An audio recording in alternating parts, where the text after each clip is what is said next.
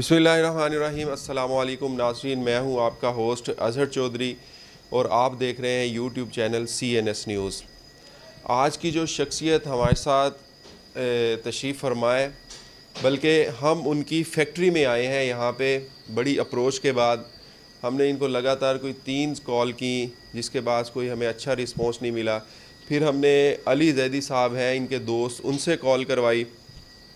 उन्होंने फिर हमें साद भाई से टाइम लेके दिया। आज हम इनसे पूछेंगे कि ऐसी क्या मसरूफियत है जिसकी वजह से ये टाइम हमें नहीं दे सके। और दूसरा, कराची इंडस्ट्री की अगर बात की जाए तो सबसे कम एज मेरे ख़्याल में, मैं जो अब तक इंटरव्यूज़ लाहौर में कर चुका हूँ या इसके अलावा कराची इंडस्ट्री के मैंने कुछ लोगों के इंटरव्यू किए हैं, उन तमाम में से ये कम एज है। इनकी जो कम एज में माशाल्लाह से इतनी कामयाबी का राज है वो भी हम इनसे पूछेंगे।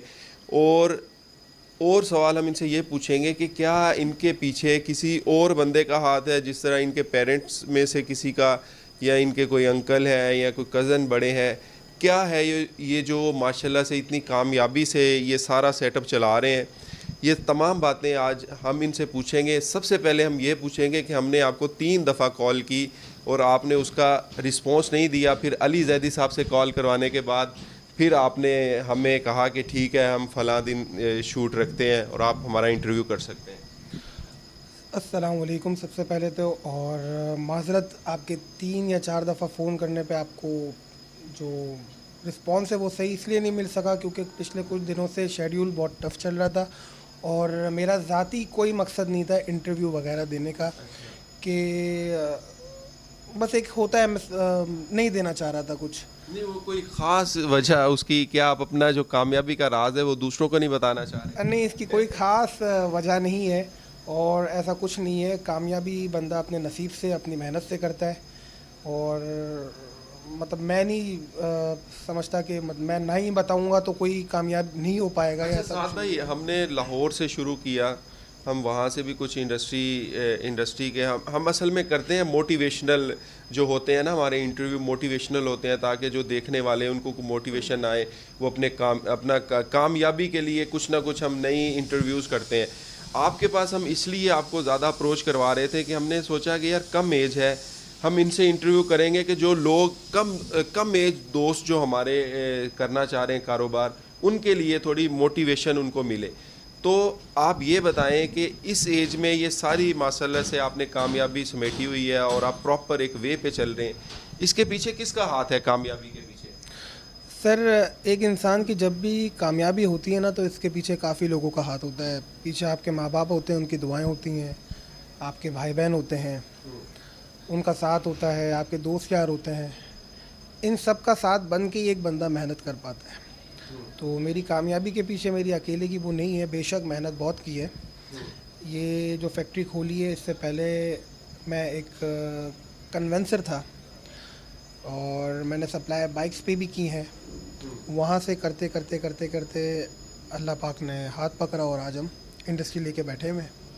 ये जो कोरोना वायरस में मोस्टली इंडस्ट्रियां जो बंद हो गई, तो उसमें मैनेज करना, ख़ुद को कारोबार को संभालना बहुत मुश्किल था। अक्सर कारखाने तो ऐसे थे छोटे मोटे जो बिल्कुल ही बंद हो गए और अभी तक वो अपने पाँव पे खड़े हो नहीं पा रहे क्योंकि वो इतने क्राइसिस में चले गए। आपने उस दौरान क्या हिकमत अमली की जिसकी वजह से आपकी फैक्ट्री जो है वो रनिंग में रही?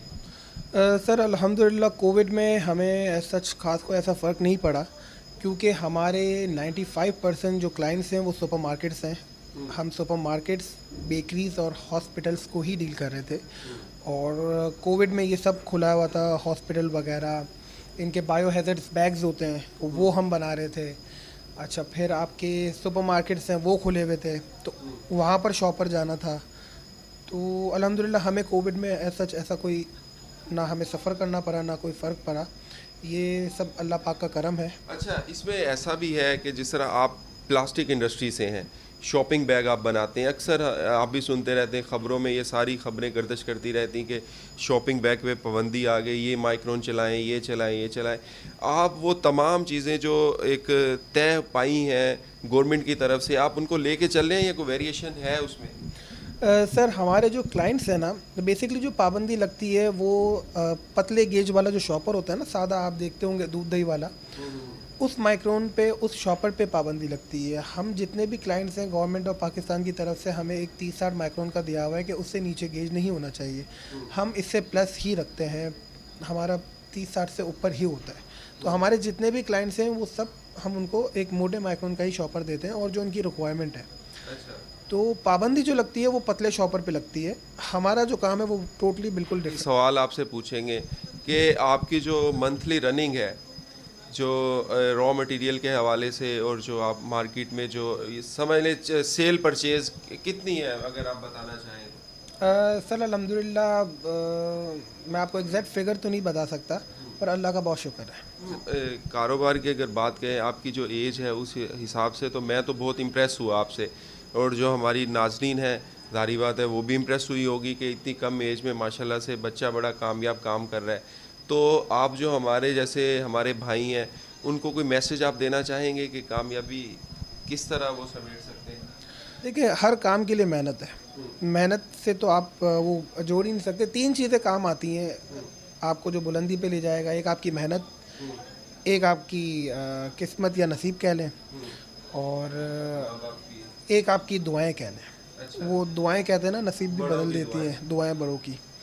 तो ये 3 चीज़ें होनी चाहिए, और अल्हम्दुलिल्लाह मुझे मेरी ज़िंदगी में ये 3 चीज़ें बहुत भरपूर मिली हैं। वो इस महंगाई को आप किस तरह मैनेज करते हैं? आप क्वालिटी को गिरा देते हैं उस चीज़ को मैनेज करने के लिए, या रेट आप भी अपने रेट बढ़ा देते हैं? सर बेसिकली हम खेल रहे होते हैं वॉल्यूम और प्रोडक्शन पे। अगर अब जैसे कि बहुत फ्लक्चुएट होती है मार्केट रेट्स पे, तो हम मजबूरन पे बढ़ाते भी हैं। लेकिन इतने नहीं बढ़ा सकते जितनी जल्दी से रेट ऊपर बढ़ते हैं। हम फिर अपने प्रॉफिट को कम करते हैं। अब फ़र्ज़ करें पिछले 2 महीनों में दाने पे कुछ 25-25, 30-30 रुपये अचानक बढ़ गए। अब 30 रुपये अगर हम अपने एंड यूज़र के बढ़ाने जाएंगे ना, वो भागेगा या हमारे मसले मसाइल होंगे, या वो फिर कुछ समझ ले तय नहीं पाएगा। तो हम बीच का रास्ता ऐसे निकालते हैं कि हम कुछ अपने प्रॉफिट को कम करें और उसके थोड़े रेट बढ़ाएं। कराची से इंटरव्यू करते हैं तो हम सफाई के जो यहाँ का नाकस सिस्टम देखते हैं, उस पर भी हम बात करते हैं। तो ये हम सबका फ़र्ज़ है कि हम अपने मुल्क को, अपने शहर को साफ़ रखें। उस सफाई के हवाले से आप गवर्नमेंट को कोई मैसेज देना चाहें? सर गवर्नमेंट को सिर्फ ये कहना चाहूँगा कि जिस तरह नो पार्किंग पे बाइक्स और गाड़ी ये लोग उठाते हैं ना, तो उतनी तेज़ी से कचरा अगर रोड से उठा लेना, तो इनको शॉपर, जो पतले शॉपर पे ये लोग पाबंदी लगाते हैं, तो उनको वो भी लगाने की ज़रूरत नहीं पड़ेगी। तो आपने बताया अपने कज़न का अनस साहब, हम उनसे भी कुछ सवाल करना चाहेंगे, आपकी परमिशन हो तो हम? बिल्कुल, आप जाएँ, वो अपने रूम में बैठे हुए, आप उनके पास जाएँ और आप जो। ठीक है साद भाई, आपका बहुत शुक्रिया, आपने हमें टाइम दिया।